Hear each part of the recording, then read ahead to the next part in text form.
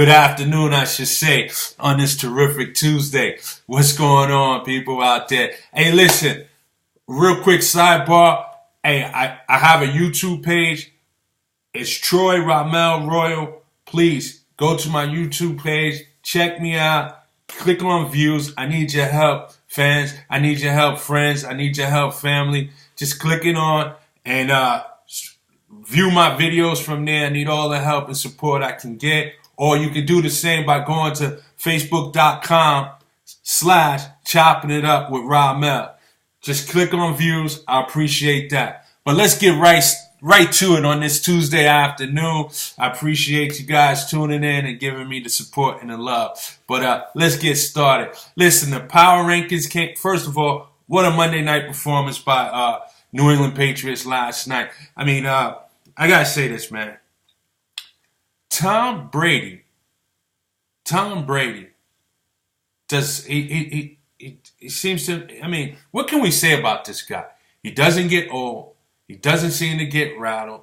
They suspend him for 4 games. He comes back. He puts himself in an MVP candidate race just about right away. He goes out there. I mean, he's throwing to me out there. I don't even know who half the receivers are. Gronkowski is not out there, man. It doesn't matter who's in uniform when this guy is throwing the ball, man. I mean, he threw for 406 yards last night. You figured Baltimore would be hungry, come in there strong, especially knowing that Pittsburgh won on Sunday. You figure they'll come in there and be looking to at least keep pace with Pittsburgh. And what a great game it was, man. But Tom Brady, I mean, this guy here, there's no adjectives or vocabulary words really to describe him now, man. I mean, in my estimation, I think Tom Brady's the greatest quarterback to play the game. It's debatable. It's arguable. I know people are going to talk about your Joe Montanas and this quarterback. But, you know, when it comes down to Brady, name an offensive player that he might have played with for more than 5 seasons outside of Gronkowski that may be a Hall of Fame player, man. I mean, I know Randy Moss is a Hall of Fame player, but I don't even think they played 5 seasons together, and he didn't even play with the best years of Randy Moss. I mean, Gronkowski is on pace to be a Hall of Fame player. No running back in that backfield is a Hall of Fame player. I don't even think he has a Hall of Fame player on the offensive line, man. And what he is doing is just tremendous, man. It doesn't matter who is in uniform. This guy comes to play, and he gets it done, man. And it's year after year after year after year after year after year. He just gets it done. And just think, he was a 6th, 7th round pick out of Michigan. Got his start because Drew Bledsoe got injured. He came out, he played admirable. He wasn't anything great, but Belichick decided to stick with him. And that might have just put Belichick into the Hall of Fame as one of the best coaches to ever coach this game by sticking with Tom Brady. And it's paying dividends. It's paying dividends, man. Multiple trips to the Super Bowl, almost a perfect season, multiple wins in the Super Bowl. I mean, together, these guys, man, I mean, yeah, I tease the Patriots and the Patriot fans about, you know, you had the Deflate Gate and then you had Spy Gate and so forth. But yeah, I was once told if you ain't cheating, you ain't trying. You know, so, but kudos, man. They go out there and they win, man. And right now, with the power rankings coming out after that win last night, I think they got it right. They get the Patriots as the number 1 team out there. I think they got it right. You know, what's up, Joe? He says Spygate and Deflategate. Yeah, I mentioned that, but at the end of the day, man, whether they did some spying or the balls was deflated or whatever, you know, they still had to execute on the field. You know, they still, I mean, you look at the Super Bowl win, the last one they had against Seattle. Pete Carroll should have ran the ball. He didn't run the ball. And as a result of it, they throw it, there's an interception. You still got to win it on the field. You still got to win it on the field. And I think Tom Brady may be the best quarterback to play this game ever, and I'll stand by that. And I'm a Jet fan, guys. It pains me to say that, but I have to keep it real and be honest, man. He may be just the best quarterback in my opinion. He is the best quarterback to play the game. Yeah, and I think the rankings is right. He's not Patriots is number 1, Cowboys is number 2. I believe Oakland is number 3. Oakland is number 3. Let's see. No, KC is number 3. Oakland is number 4. This is where it gets a little topsy-turvy for me because I think the Giants is number 5, which I respect the Giants. They went from 14 to 5. That's a 9-step leap. I like that. Atlanta's 6. That's where it gets a little dicey for me. I believe Seattle is number 8. At this point here, I gave Pittsburgh a lot of trouble last week. I didn't think they belonged in the top 5, but right now I think they should be number 6. They should be ahead of Atlanta. I think that Atlanta and Seattle should be making up 9 and 10, as Detroit and Tampa Bay should be up there. So I'm looking at, okay, so it's the Patriots, Dallas, Kansas City, Oakland, the Giants, Pittsburgh. You might want to flip-flop Pittsburgh and the Giants simply because Pittsburgh is on the road. They did beat the Giants. So I would say Pittsburgh, then the Giants. I would say Detroit. Tampa is hot, man. They are hot. They won 5 in a row. Tampa, Atlanta, Seattle with 2 losses in a row now and 1 bad loss just Sunday night to Green Bay. So that would round up my top 10. And I'm going to tell you something, man. With that 406-yard performance last night by Tom Brady, unfortunately, I think he jumps into number 1 in the MVP race right now. With Dak having a bad game against the Giants and a subpar game against Minnesota the week before, I think he drops down to number 2. And luckily for him that Derek Carr had a bad game because I don't think Derek Carr jumps him. But I do think the gap closes between Derek Carr and Matthew Stafford in Detroit and Elliott.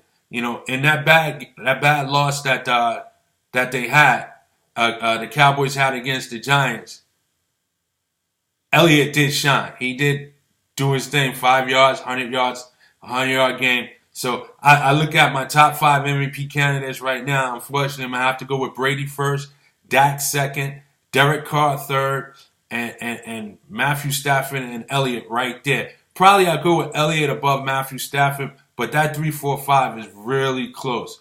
I see my son tuning in. He says Giants are pretenders. I don't think Giants are pretenders, son. I think that the Giants is a good ball club. And remember, man, Eli Manning, man, he's pretty clutch at this time of the year. You put him in a playoff groove, yeah, he could be a dangerous player, man. I tell you what, the Giants is actually a team that I wouldn't want to face in a playoff because Eli is capable of get that team on a roll, and the next thing you know, yeah, the Giants, yeah, they're in the Super Bowl, man. So I would not really go against the Giants right now. I wouldn't want to play the Giants because this is where they at their best right now. The last 2 Super Bowls that they won, it seemed like they was like 4 or 5 years apart, which means they're due now. But they always get into that playoff mode towards week 13, week 12 of the season, and next thing you know, they're on a nice little roll, and you look up, they're in the Super Bowl, even beating undefeated teams. So I would really, really be a little nervous of the Giants. I wouldn't call them pretenders.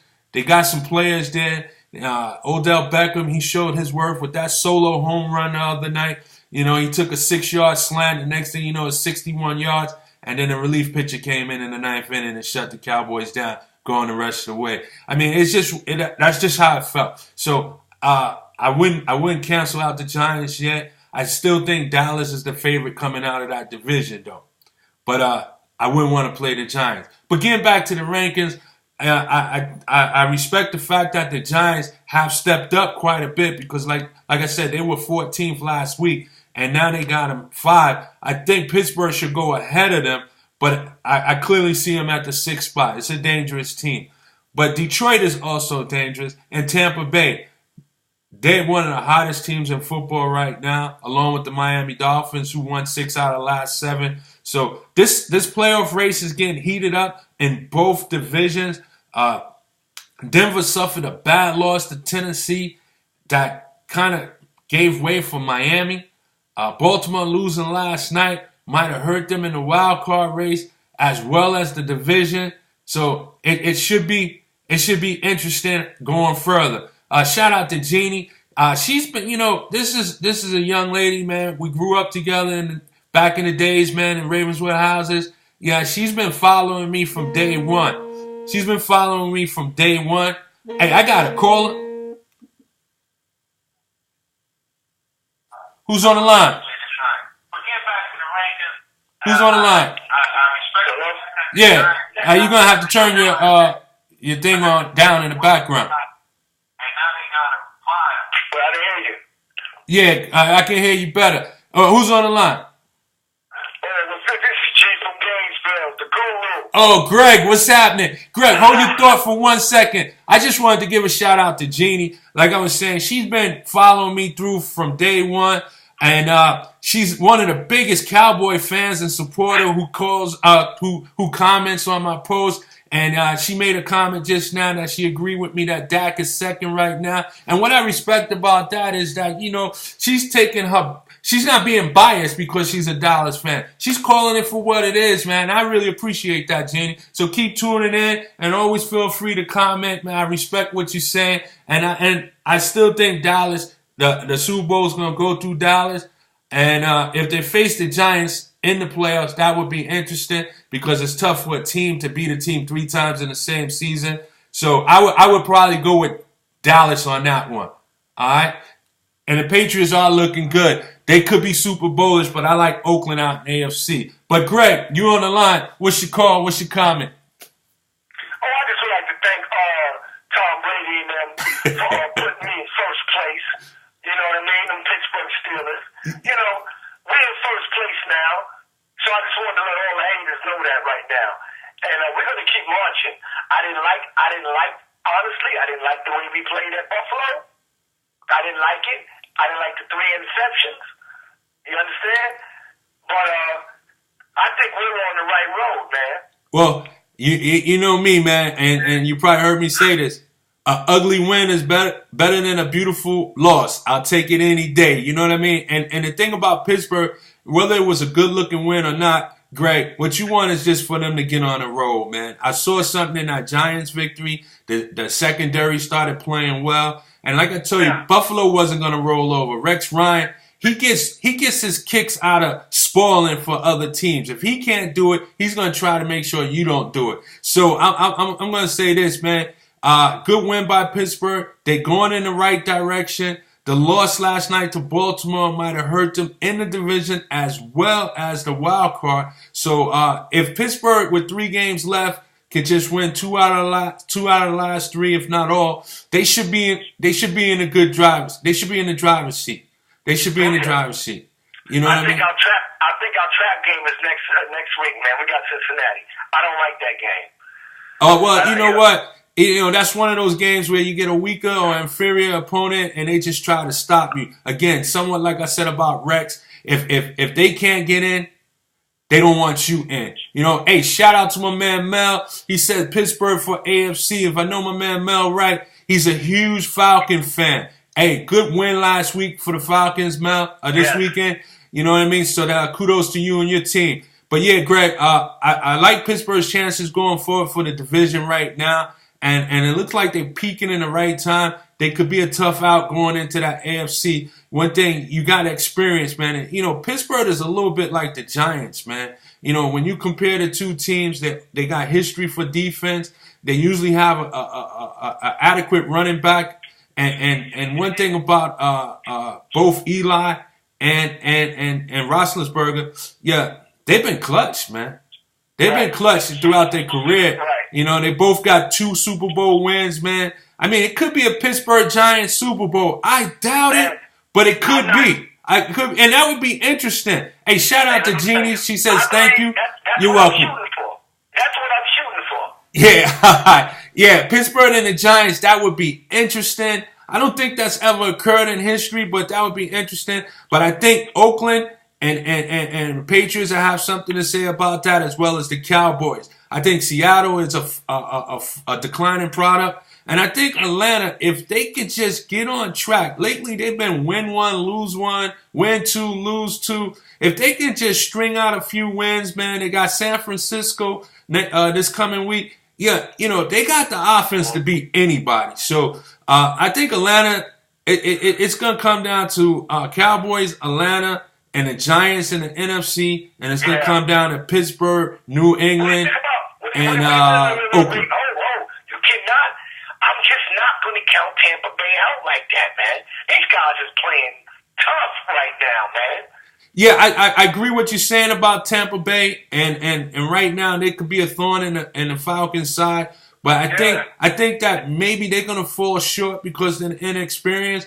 But this little run is gonna be the experience that they need coming back next season. I'm gonna tell you something. The Falcons is gonna have some company next year in this division. It's gonna be Tampa Bay.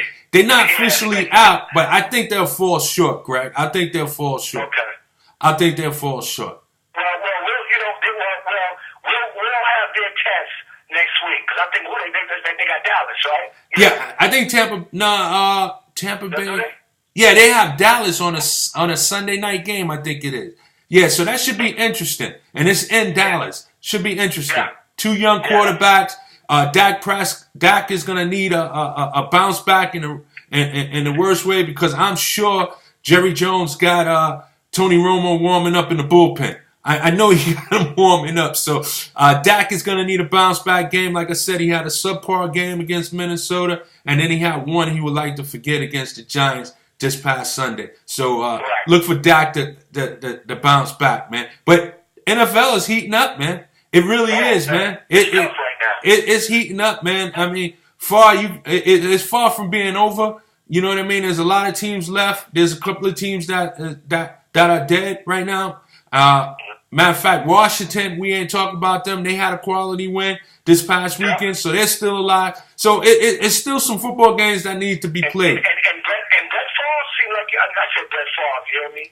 What's his name over there in Green Bay seemed like he's not giving up. Yeah, you know what? All of a sudden they popped up in the rearview mirror. I think it's going to be a little tough for them because I believe you got to have maybe 10, 11 wins to get into the wild card. And with them being 7-6, they will have to win out and hope for some losses. So I think that they're in the rearview mirror, but they're coming around. They just turned the corner. And it's going to be tough for them to catch up. I really think so. It's going to be tough for them to catch up. Hey, shout out to my man Al Davis, man. He's viewing.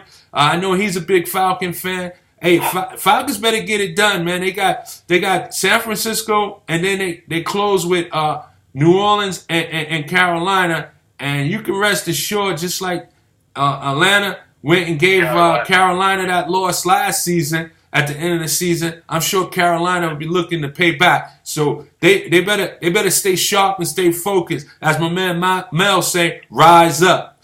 You know what I mean? So let me move right along. Shout out to my niece, G-Star, Regina. She's checking in on the video. I see you. I'm representing Brooklyn, Niecy. I got the Brooklyn hat on. Anybody who knows me, I'm from Queens, but I'm on my Brooklyn trip today. Shout out to Brooklyn. Hey, yo, Greg, so I'm going to move on, man, and I'll talk to you soon, all right? Yes, sir. All right, good to have you. My man. All right, so anybody out there who's watching the show, please feel free to give me a call if you got any questions. I have no problem with that, or either ask me a question through your comments. But I'm going to move right along. So, yeah, the football is heating up, man. And, it looks like it's going to come down to the wire for quite a few things, whether it's just getting in the playoffs or maybe positioning for home field and that sort of thing, man. So, it's really heating up. It's really heating up. But now I'm going to move over to the NBA. And I'm going to talk about the rankings there for a quick second as well, but I want to talk about this game last night, man. what a game between Portland and the Clippers last night. It ended with a 1-point win in favor of the Clippers. I think it was something like 122, 121 or something like that. J.J. Redick, he closed the game out with some free throws after I think it was Dame Lillard hit a three-pointer with 1.7 seconds to go to put them up. Hey, listen, man, what a game. The Clippers sweep the series. I think this was a statement for the Clippers. It's considering that the Portland knocked them out of the playoffs last season, even though they were depleted with injuries. But, kudos to the Clippers for letting them know that, we meet again, it's going to be a different story. But that Portland team, young, missing a few things. I don't think they're quite there yet.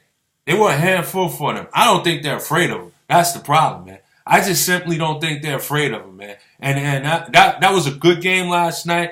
And it was a big win for the Clippers, especially on their home court. So good win there. Got a call coming in. Who's on the line? Who's on the line? Hey, is that Ramel? Yeah, Ramel from Queens. Hey, that's my son. What's going on, man? Giants are pretenders, man. Giants are pretenders. They are pretenders, man. People's living in the past with these 9-7 runs to the Super Bowl, man. Strahan and tucking them in on that D-line no more, man. Those days is over. Yeah, you know what, man? I read your comment about the legendary D-line, man. But to the Giants' credit, man, that secondary played some good ball, man. And I'd be dismissed if I didn't give them a little bit of acknowledgement. One thing about this Giant team, man, they've been clutch during playoff runs, man. And you can't underestimate them, man. They play good ball. They're having a good season, man. I mean, when you think about it, the Dallas Cowboys has been one of the greatest stories in this NFL season this season. But, they're the only team to beat them twice, man. Or to beat them at all, I should say. And, the Giants is playing some good ball, man. No, it ain't the days of Strahan and them on the defensive line. But collectively, they're playing some good ball, man. I respect the secondary. Their secondary is good, and that allows them to blitz more because they can trust the corners to hold it down. But running game, trash. Yeah, the running game is suspect. I agree with that. The running game is a little suspect, though. O-line, trash. Well, I tell you what, Rob. I watched a part of that game the other night. Man, Eric Flowers he was playing. I think it was left tackle. He looked horrible out there, man. He couldn't stop anybody, man. It was one play. He pushed the defender into Eli and he fumbled the ball, man. Eric Flowers, he's definitely suspect. He looked a bit nervous on that in that game. So you might have a point on that. But again, man, I understand. You're a diehard Cowboy fan, and I understand where you're coming from. But just watching the history and knowing Eli, man, this is gonna be a tough out, man. The Giants is not going nowhere right now. They're holding down that first wild card spot without any question, man. So look for them to be players. And if you really look at how they score, though, like I really think they get in the huddle and be like, all right, the first down we ran, we couldn't get nowhere. Second down we ran, we couldn't get nowhere. Third and 13, let's throw Odell a slant and pray that he runs for 80 yards. That's their offense, yo. That ain't winning this year, I'm telling you, man. You know what? I don't think it's everything what you're saying. The running game, I agree with you, is a little suspect, man. But again, Eli, it is a question of which Eli shows up, man. Eli could be Eli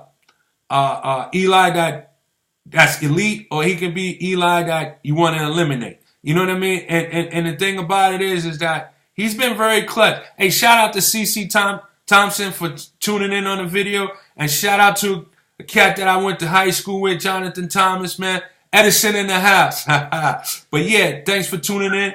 But yeah, Rob, I wouldn't dismiss the Giants so quickly, man. But I do think if they meet again with Dallas in the playoffs, I think Dallas give them the business. I just think it's too hard for a team to beat a team 3 times in the same season. What's sad? Cowboys gonna be enjoying their first round buzz, and I don't see the Giants making out the first round. Then I'm gonna have to deal with all these Giants saying, "Oh, y'all lucky, you have to play us when we on our way to the Super Bowl and all that, man." But well, I tell you what, being on the road for the first week is always tough. But if you followed the Giants the last 2 times they won the Super Bowl, they was on the road. They came in as wild cards, man. They're like road warriors. It's almost like they play better. And I'm going to tell you something, too, man. Sometimes, man, it's easy to play when you're the underdog. You know what I mean? When you're not expected to win, you can just go out there and just be loose and just, handle your business, Because if you lose, you was expected to lose. If you win, it's just all the merrier, man. So, shout out to that. I think that the Giants is going to be a formidable opponent for anybody in the first round, whether it's Seattle, whether it's Detroit, or whether it's Atlanta. And right now, the only one we know is going to have a first-round bye is going to be Dallas, unless they just fall on their face the rest of the way. And I don't see that happening. So, the Giants, I've been hearing it from Giants fans all day today, but I got to respect Sunday night, man. That life ain't been that loud since Summer Jam, man. I think that was the Giants Super Bowl, so... You know what I mean? My rookie's exposed it a little bit, man. Like it is what it is. Our defense stood up, though, and I got faith, man. We're going to be all right. And for all the Giants, Cowboys haters, man, like, even if we don't win the Super Bowl goes away, still an accomplishment, achievement, building blocks in the future. Nobody thought we were going to be 11-2. Not even with Ramel, I would think we'd be 11-2 right now.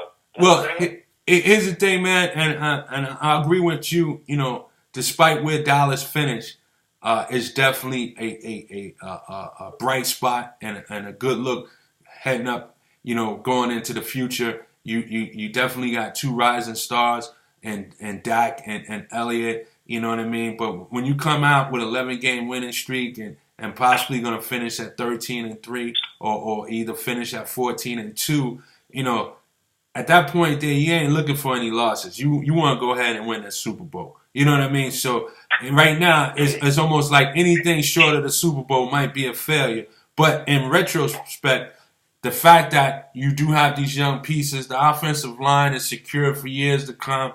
You got your running back. You still got Witten over there. You got Dez over there. Yeah, I mean, the future is just bright for the Cowboys. They're not going nowhere for the next 4 or 5 years. They're going to be in the thick of things for the next 4 or 5 years, man, unless something major happened with an injury. But otherwise man, we might be seeing Aikman, Emmett, and Michael Irvin all over again. If they can just get their hands on a pass rusher and maybe a run stopper up the middle, they'll be all right, man. That's the only thing they're missing.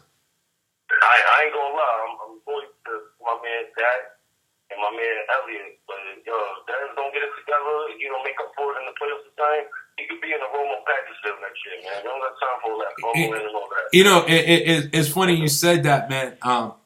If you had to move someone for a defensive player, and I'm talking about a defensive player, I'll take a chance and move Dez for that. I mean, it's hard to say that, but I would. Because one thing you ain't going to have no shortage of suitors wanting to play with you guys next year. You're going to get another wide receiver. May not be Dez-like, but you will get another wide receiver. That won't be a problem.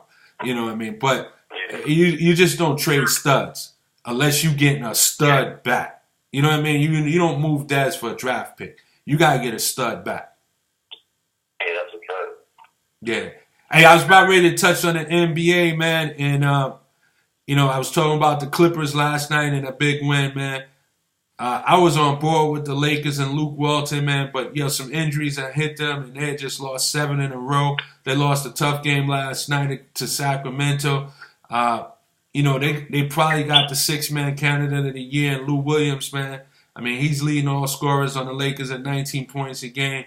But the Lakers got to bounce back, man, before this gets out of hand. I think they're still around that 9th, 10th spot in the out west, but they're going to have to bounce back. Do you think the season is gone, it's done, or you think they have a chance to bounce back? I think it depends on health, man, because I definitely like how it was looking at the beginning of the season. Everybody was healthy, but it looks like everybody's playing through injuries right now. The other night I was watching versus the Knicks, D'Angelo Russell. I don't even think he played in the second half, so, but I don't know. He's still building on the future over there, similar to my Cowboys, to see what happens. All right. Well, I think you got the right guy in place in Luke Walton. Early on, I was putting him up for like Coach of the Year early on, but they've hit some hard times with these injuries. I mean, in these last 7 games that they lost, I think Randall missed a game or two. Nick Young has missed a few games, and clearly, what's his name, D'Angelo Russell, he missed a game or two. So it's not looking too good for the Lakers. But I think they'll bounce back, man. I think they'll bounce back and make this an interesting season.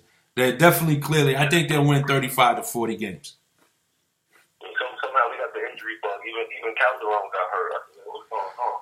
Yeah, and you know what? He actually was playing pretty good ball when Russell first got hurt, but then he got hurt. But, go figure, man. I wouldn't count on Calderon anyway, man. He was a disaster in New York, All right, tell your man, I think his name is Danny Lim.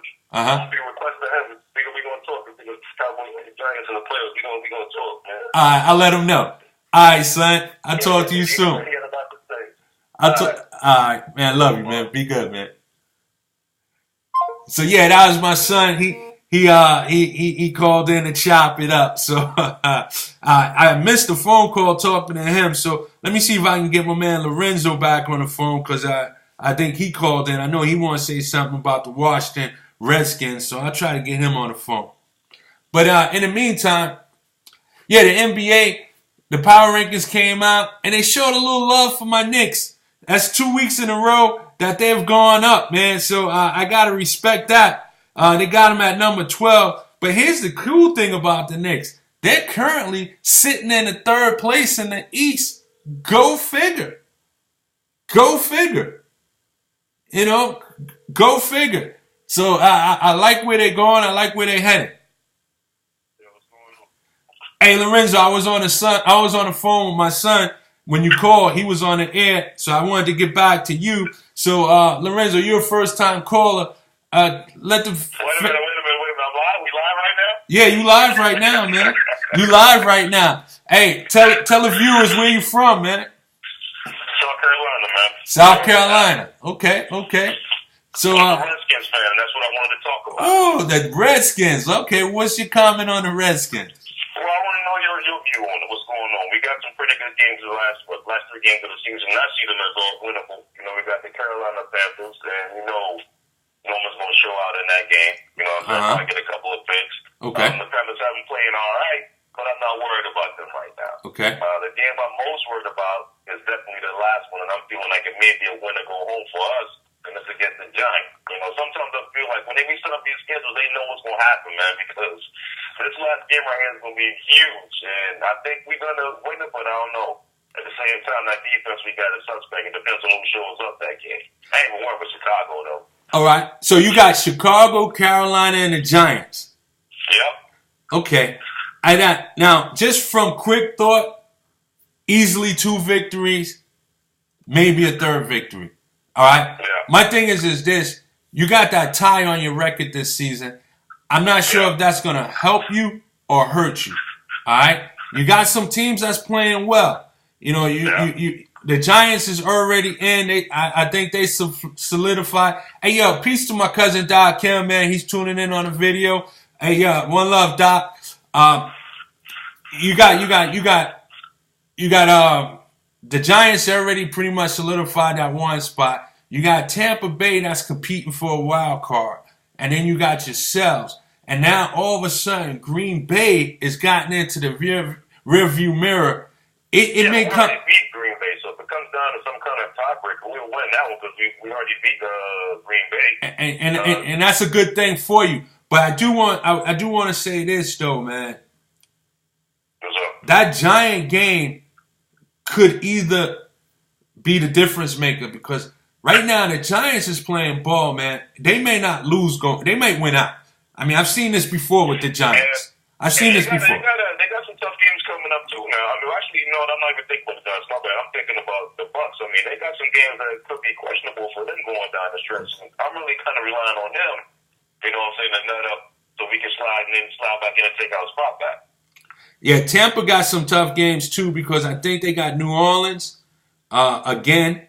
And after just beating New Orleans, I'm sure New Orleans is going to be geared up for that. I believe they got Carolina, and Carolina may want to play spoiler.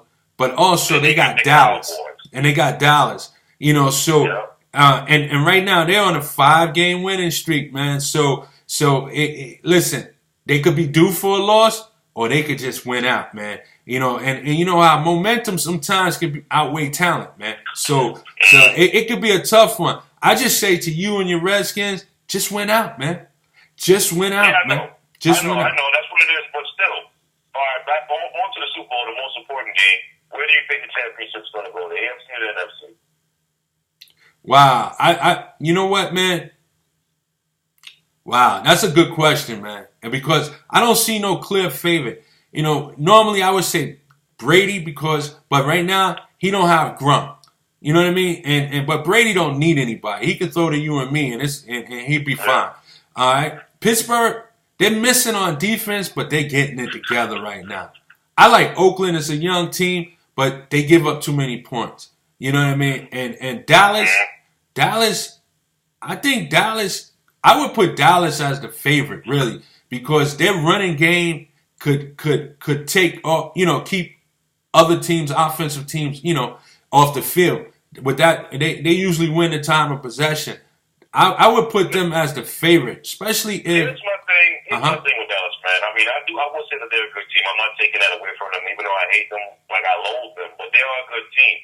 But the thing is, what a lot of people fail to realize is that last year they finished like 4-12, right? And then teams will usually finish last in their division. They usually get the next year. They usually get that last place schedule. So they're beating people that, you know, they pretty much should beat. You know, it's kind of like the Falcons that year when they had the best record in the NFL in the regular season. And then when it came down time to playoffs, to play teams that actually were good, what happened? One and done. Well, to your point there, you know, I look at it like this too. They're playing the same teams you have to play in your division. They're also playing similar schedule to you because, you know, remember the schedule is also you got to play a certain division. You have to play another division. So those teams that they're playing in that division, like for instance, the NFC South, you got to play them too. Or whatever division it is, you got to play those same 4 teams as well. So the schedule is pretty similar for you and Dallas. But I just think Dallas, man, their running game, man, is covering up their defense, and the defense is on the field fresh, and they get maximum production from their defense because the running game keeps them fresh. And I think also that running game keeps the opposing team's offense off the field, so it prevents them from scoring. You know what I mean? Like, I just think Dallas has that advantage, so I give them the nod. If I was ranking, I would say 1 Dallas, 2 Patriots, 3 Pittsburgh, 4 Giants, 5 Oakland. You know, and if the Redskins get in, I think the Redskins can be a tough out, but I have them somewhere right around that area with the Detroit Lions and you know, and maybe Atlanta Falcons above them because the Falcons have a better offense. But I mean, it's anybody's game, Lorenzo. It's anybody's game. I'm closing with 2 more valid points, all right? And it's about the Redskins and the Cowboys. All right. 1, the 2 times we played the Cowboys, it was never a blowout. It was always us, like pretty much I felt it came down to bad play calling on our behalf. You know what I'm saying? We kept it close. We kept it within 1 score. So we compete with the number 1 team in the NFL, you know, per se. All right?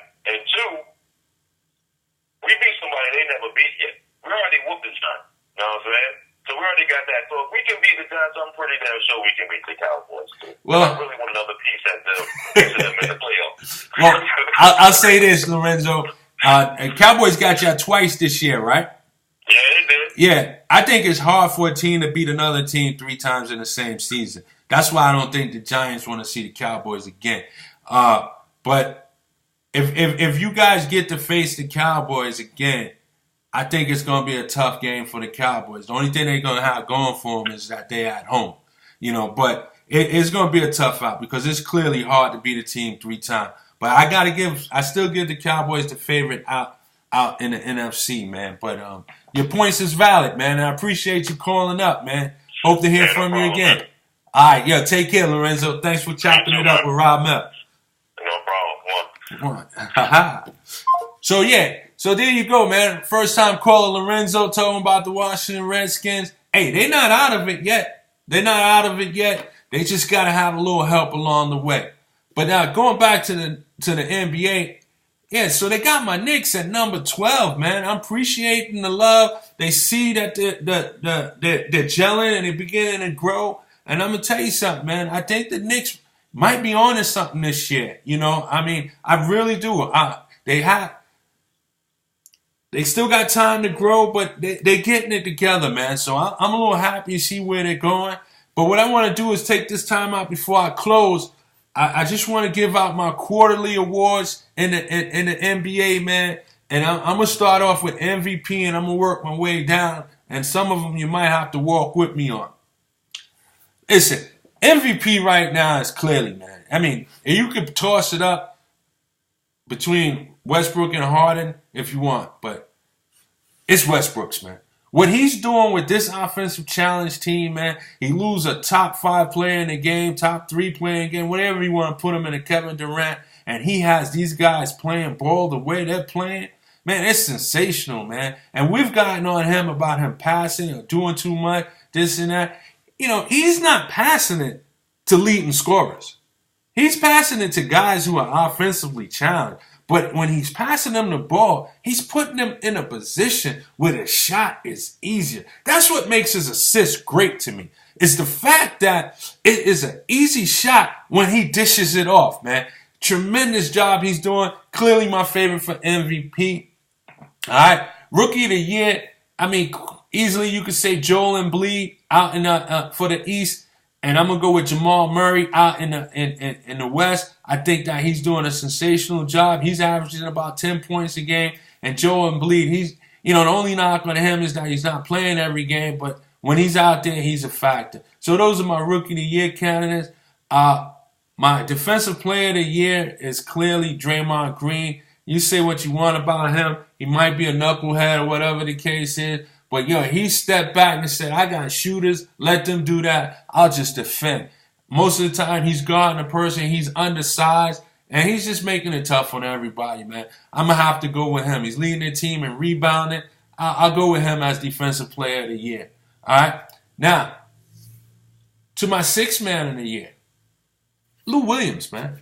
I mean, where does it says that you have to be on a winning team to win an award? I like to know. That's just a hidden rule. But what this guy is doing, he's leading a charge on that Los Angeles Lakers team that leads that their bench leads the league in scoring at like 53 points a game, and he's leading the team and that bench at 19 points a game. Yeah, it's just a phenomenal job, man. And you know, he's a 12-year vet, man. Just like that, he's been in the league 12 years. And you know something about Lou Williams? He's done this everywhere he's gone, man. It's just been a prolific scorer coming up. You know what? He could be this generation's microwave.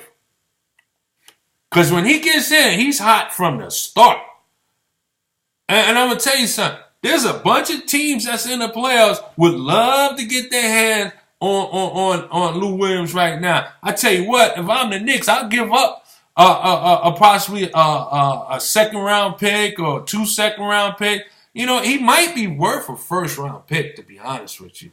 You know, especially if you're looking at you're going to have a deep first-round pick, he might be just what you need. I bet Golden State would like to have him to replace Leandro Barbosa. I bet you that. I bet you Cleveland would like to have him. What about San Antonio? You think OKC wouldn't want to have him coming off the bench right now? Not everybody's blessed to have a Jamal Crawford. Not everybody's blessed to have a Jamal Crawford. So I can see that happening right there. You know, if the Lakers is out of it, I mean, really out of it, who knows? Maybe they might offer him in a trade and get a first-round pick, a late first-round pick to go along. Because remember, if the Lakers don't finish in the top 3, they lose their first-round pick. They lose their first-round pick. Philly gets that. So here's the thing. It might be worth it for the Lakers to trade Lou Williams at the break if they're not in the mix of the playoffs. Something to look out for. Something to look out for. And this is where, and my most improved player, you guys may not even know who this is, but I'm going to have to go with my man Tim Frazier. You know, I do a lot of blogging on ESPN Sports when it comes down to the Knicks, and this guy named Floyd, man, he he put me on to this guy, Tim Frazier. He was talking about him all in the summer, talking about the Knicks should go after him. Da da da da da. Yeah, I've been following him, man. Yeah, he came in last year. He played a few games. He did this. He did that. Now he's been starting in the absence of Drew Holiday. Yeah, all he's done is average 11 points a game and 7.5 assists. That's my most improved player. He plays for the Pelicans, man. New Orleans Pelicans. Look out for him. Tim Frazier. He's a quick little point guard. Playing good ball. Playing good ball. And this is where it gets dicey for me. The coach of the year in the West, to me, is Fizdale. What he's doing with Memphis right now is just remarkable. He's a first-year head coach. He's coming from the school of Eric Spoelstra via Pat Riley. I don't have that much respect for Eric Spoelstra. I think he's doing a heck of a job in Memphis. He's his main guy, the $30 million a year guy, Michael Conley Jr. is out. They play a slow, methodical half-court game out in the West. And right now, they're top 14, man. And they're about 17-7. First year on the job. I think he's doing one heck of a job. I have Fizdale as my Western Conference Coach of the Year. And this is where I'm going to surprise some people, man. Let me tell you something, man. You can accuse me for being biased, but there's no doubt in my mind that what Jeff Hornacek is doing with the Knicks through the adversity that he has to face. And let me tell you some of the things he has to face. First of all, he's a first-year coach with the Knicks. Only 5 players return. He has 3 new starters.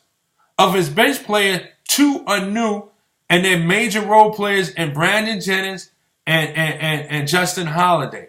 All right? The 3 new starters is Noah, Rose, and Courtney Lee. Rose had to deal with the trial early on.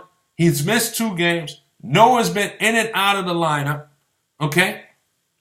He has to deal with Phil Jackson meddling in his practice, publicly announcing Kurt Rambis as a defensive head coach. He has to deal with the Phil and the melodrama. And all through it, what does he do? Knicks 14-10, third in the Eastern Conference, 3 games out of first place in the Atlantic Division, and only 4 games behind the league-leading Cleveland Cavaliers. And oh, by the way, you take those 2 losses from them, which was a debacle. I mean, what he's doing under the adversity, to me, in the Eastern Conference, deserves Coach of the Year considerations, if not Coach of the Year for the quarterly. It's easy to give it to Tyronn Lue. Look what he's got, the returning championship team. It's easy to give it to Steve Kerr. He's probably got the best team assembled. It's easy to give it to Pop. It's easy to give it to Rivers. These are teams that can win a championship. But how about giving it to people who's doing the unthinkable? Fizdale is doing the unthinkable with Memphis. And Jeff Hornacek is doing the unthinkable right now with the New York Knicks. With the New York Knicks. Oh, I got another caller. Who's on the line? Yo,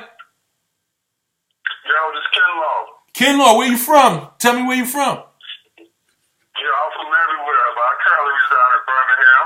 All right, so we got somebody from Birmingham. Yeah, I'm glad to have you. First time caller. Hey, what's your comment? What's your question? Yo, it is apparent to everyone, including myself, that Cam Newton is more concerned about his off-the-field appearance versus his on-the-field. You know, you can make that a case, man, and that's a legitimate case there. You know, I accuse Cam Newton for waffling. You know, and part of that is he's worrying about how the community is going to look at him, and then he's worrying about how the marketing people, you know, his endorsement people is going to look at him, man. Listen, yo, you don't have to worry about any of those.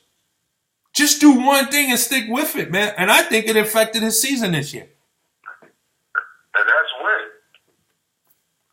I think it affected his season. So I mean, it's a shame because he was the face of the football, last year. You know, and he came in. Maybe the worst thing that happened to him is that he played Denver the first game of the season because they just picked up like it was the 5th quarter of the Super Bowl, knocked him around, and he ain't never been the same since. think the remedy to everything with Cam is just winning football. If he wins games, then you can take less attention and criticism off of everything else he does off the field. Aside from that, we have another elephant in the room with this whole Calvin Benjamin thing. Now, granted, this is his first year coming back from an ACL tear, and that's a very serious injury. But with that aside, injury is one thing. Effort is all mental. Where do you see that going into next season? Yeah, listen, it can't get no worse, man. And Kelvin Benjamin has got to be a big part of the offense, man. You know, if I'm management or I'm the coach, man, well, let's get a psychiatrist in here. Let's get something in here that's gonna help, man. I remember Metta World Peace, man, when he won a championship with the Lakers. You know, he said out loud, "I want to thank my psychiatrist, man." As a fan, we all laugh, man. But you know what, man? Sometimes, man, when you got mental blocks or you need to figure something out or you need to deal with something, hey, maybe someone of that capacity can make a difference, man. And let's take the E out of ego and let's go and get it. And I took that from Carmelo, man. Take the E out of ego and let's go for it, man. Go get it, man. If you need some kind of help, man, it's not personal, man. All it is just building you up, man. It's no different than practicing your game, working out, man. You just going to get yourself better. That's what practice is about, to get better. So why not see a psychiatrist if that's what it takes, man? I think the problem that Carolina has, man, and you're a bigger fan than me of Carolina, I just see every year they lose players, man, whether it's on the defensive side or the offensive side, and they don't seem like they replace these players, man. It started with the whole Julius Peppers effect. Well, I think from that point on, it's just been one big player after another big player. Right, because what? You lost Peppers, then you lost Steve Smith, and then rightfully so, you lost that defender that got himself in trouble. I can't think of his name. And then you lose Josh Norman, but it don't seem like you get replacements for these guys. And these guys was big names for you, big performance for you. So, it's also that as well. Maybe it's money. I don't know. The cap in football is really tough. It's strong, but I do think that Carolina is going to play some good ball on that game against Atlanta. I think it's the last game of the season. They're going to look to try to do anything they can to stop Atlanta from getting to the playoffs. I think there has been a certified rivalry between Atlanta and Carolina, especially since the draft of Cam Newton, Atlanta bred, born and raised, all that good stuff. I think when it comes to Carolina, I think the biggest issue is that it's still Charlotte. You're still in the Mason-Dixon line. And I think that is a distraction to a lot of big-time free agents who have these colorful character about themselves, which, you know what, I'd rather play in a Dallas, I'd rather play in a D.C. or New York, where the people or the fans are going to embrace me and not be so overly concerned about all the extracurricular things or whatever, as long as I play the game. And I think in a lot of cases you have a conservative management team that want to just draft low-maintenance players and try to win big-time games in the NFL. And I think that's what's hurting us. I mean, I never looked at it from that viewpoint about the Mason-Dixon line. I'm a Northerner. I just reside in the South about 10 years now, so I don't have that same viewpoint. Maybe you're on to something. I'm not sure. But if that's the case, man, at the end of the day, man, you just got to get into your boardroom and draft right. You know what I mean? I mean, whether the Cowboys is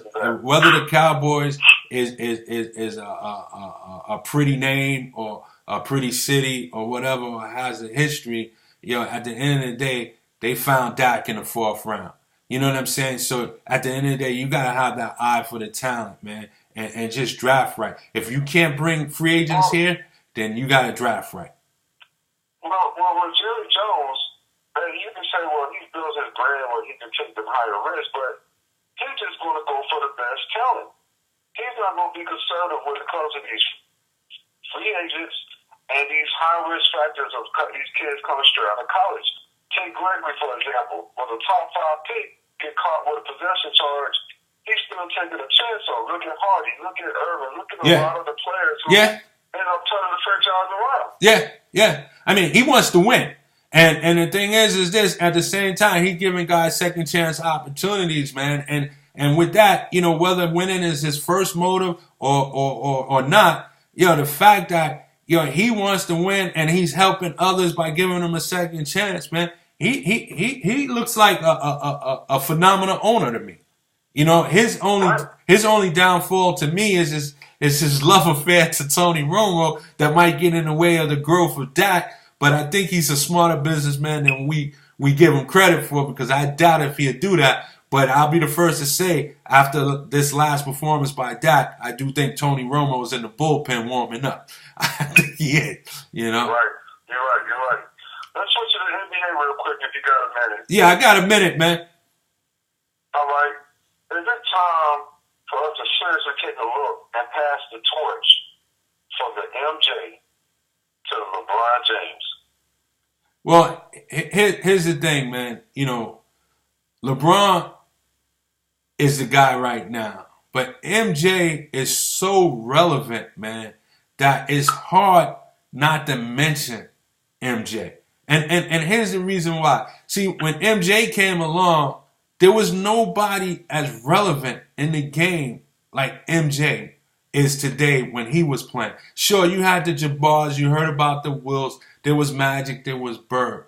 But when you look at MJ, he's an owner of the Charlotte Hornets, right? His sneakers, approximately what? 2/3 to maybe 3/4 of the players in the league are wearing some sorts of Jordans. So, I mean, he's so relevant today that no matter how much LeBron achieves, accomplish, or do, you know, he's always going to be trailing that ghost of MJ. And not that MJ is putting it out there or not. It's just that, you know, he's a legend because his sneakers is in the game. He's an owner. You know what I mean? And then he's 6-0 as a champion. That's something that, you know, it's just, you know, that's you know, you can say, okay, 6-0, the numbers, X, Y, Z, all that good stuff. You can, let's just say, you know what, Kobe Bryant can be compared to Michael Jordan, right? okay. He was the closest thing to his fairness. Okay. You cannot find a LeBron James with the size, speed, and just the combination of skills. Maybe Magic Johnson, but still, I would still say LeBron James' brain, talent-wise, is a little bit more to the game.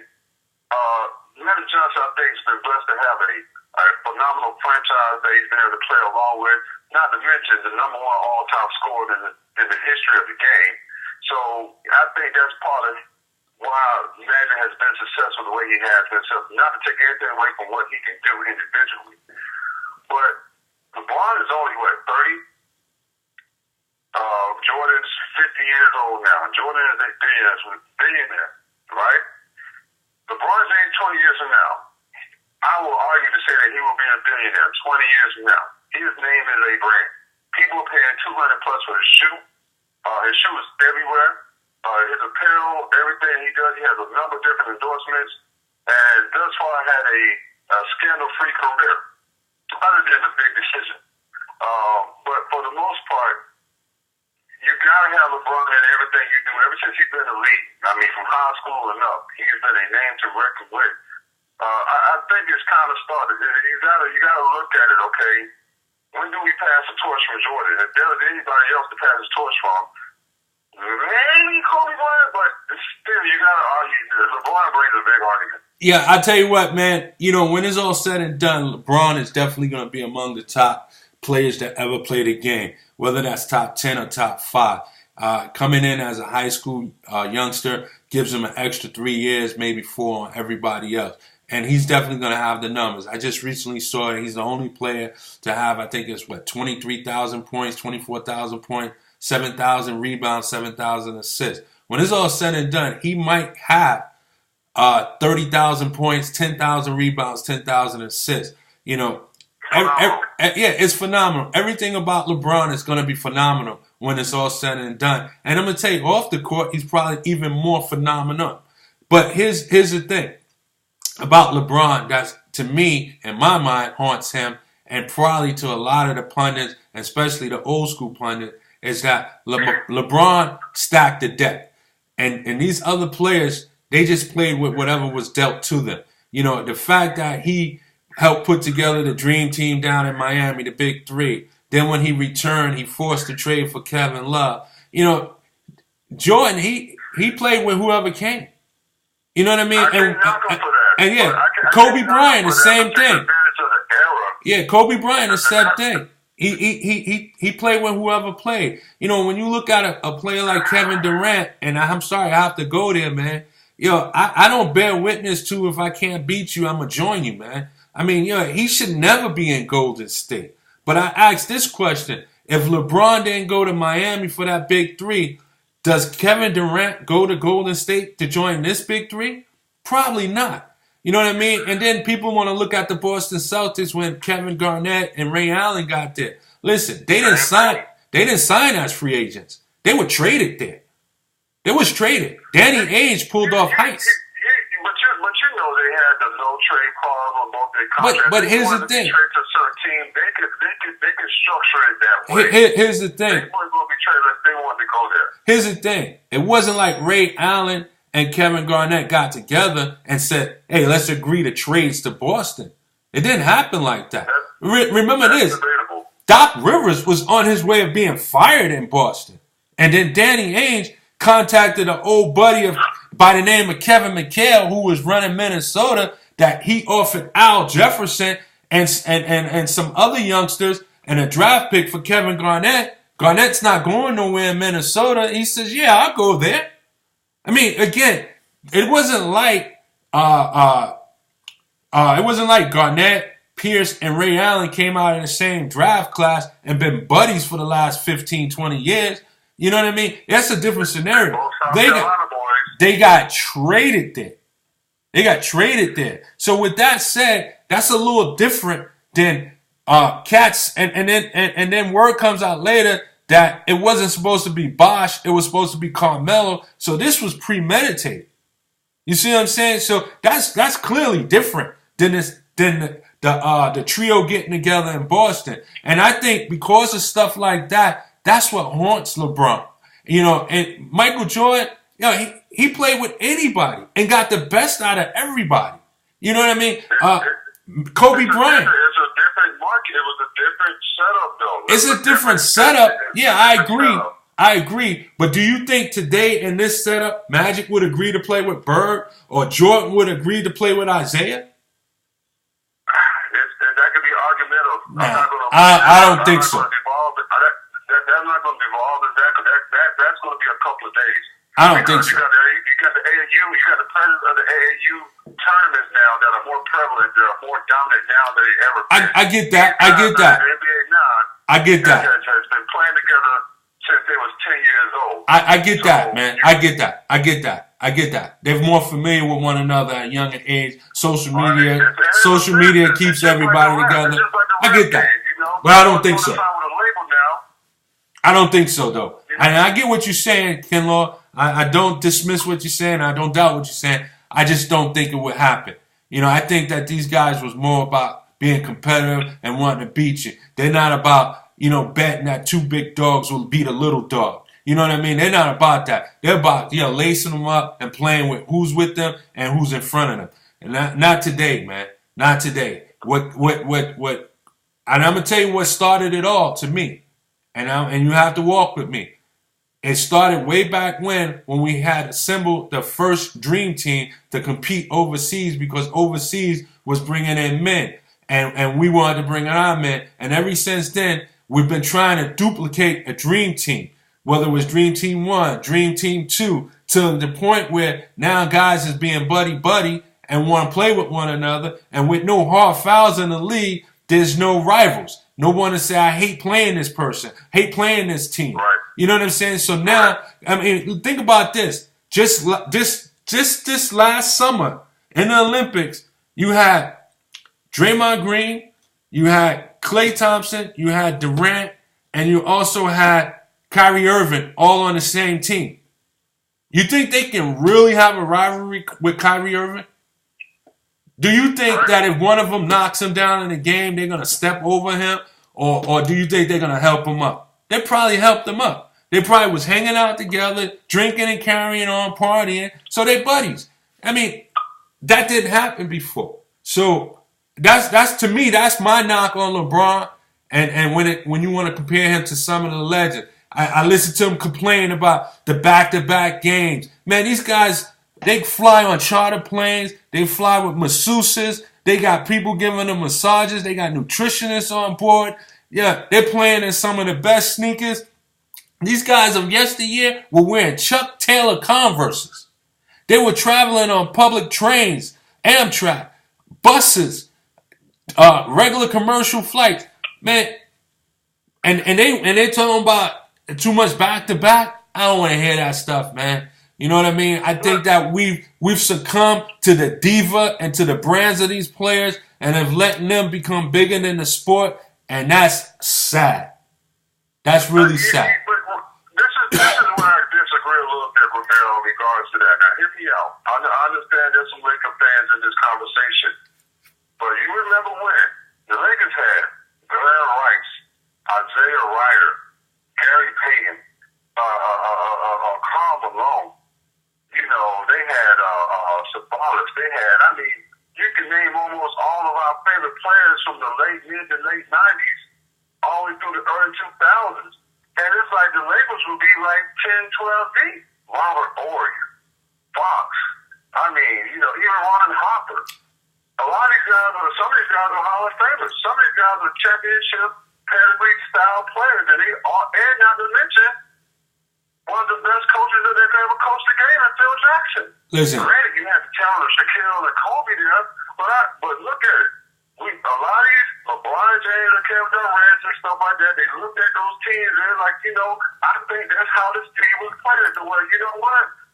I'm going to try to go and get me a ring. If I got to play with other quality players to do it, then that's what it is. And you saw a lot of that happen with the Lakers franchise because the NBA will refuse to let the Lakers franchise go through a particular drought for so long. You gotta keep that market alive. That's just what I kind of see. And here's the thing, Karl Malone, he latched on in his last year trying to get a ring. Guy played well. He's the second leading scorer in the NBA. He just wanted a chance to win a ring. I have no problem when you're doing that in your final year after you give 18, almost 20 years in the league. I have no problem with that. When he goes there for 1 year, it doesn't work out, he retires. Gary Payton, he tried to do the same thing. From there, he bounced around until finally he won a ring in Miami. But when you're in the twilight of your career, I have no problem with that. But when you're in mid-form, or I should say in the midst of your better years, I got a problem with that. But yeah, Kinlaw, I'm going to run, man. I appreciate the call. Don't be a stranger to the show. Join me again. Chopping It Up with Ramel. You can follow me on YouTube, Troy Ramel Royal. Let me spell Ramel for you, Ramel. Yeah, I need the views. Or you can go to my Facebook page, facebook.com/Chopping It Up with Ramel.